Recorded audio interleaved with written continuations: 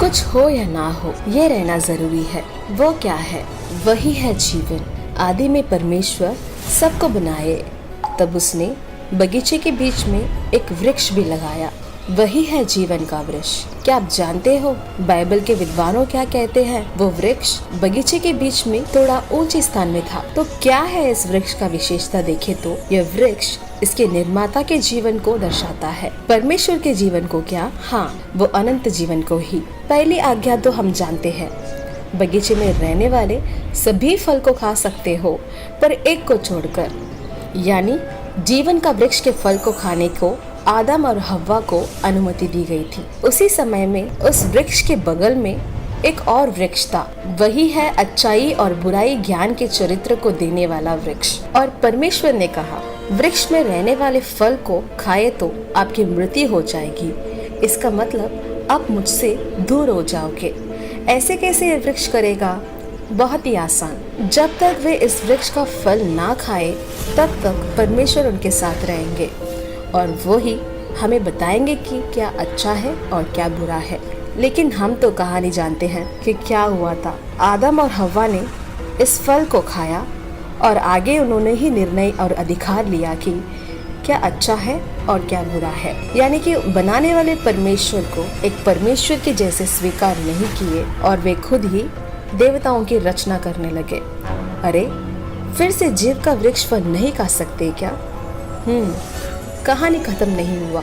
प्रभु बहुत ही दयालु है। प्रश्न ये है कि जीवन के वृक्ष का फल कैसे खाया जाए और अनंत जीवन की ओर कैसे लौटा जाए। ठीक है, वैसे बाइबल में आगे जाकर देखेंगे तो मूसा के बारे में देखेंगे तो मूसा के पास परमेश्वर आकर बातें करते हैं। इसमें दिलचस्प की बात यह है कि परमेश्वर मूसा को पर्वत पर आने के लिए कहते हैं। उस पर्वत पर एक झाड़ के द्वारा परमेश्वर मूसा से मिलते हैं।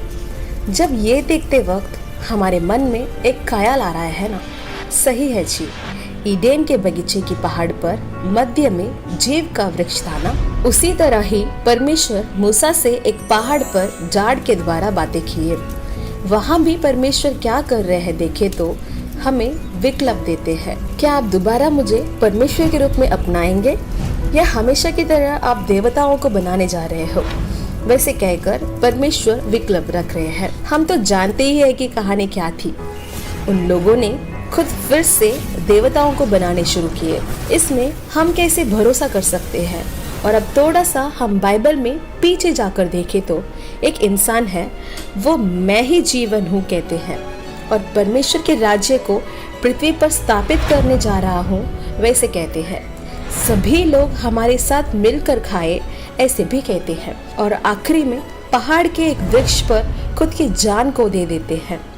वही है यीशु।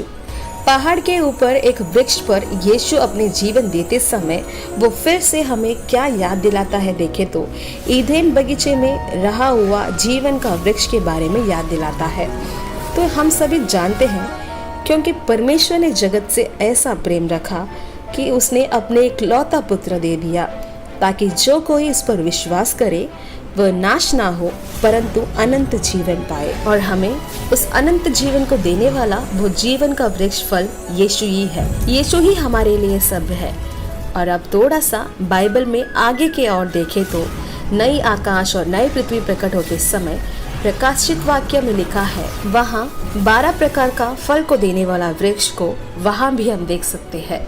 इसलिए यीशु ही अनंत जीवन का मार्ग है।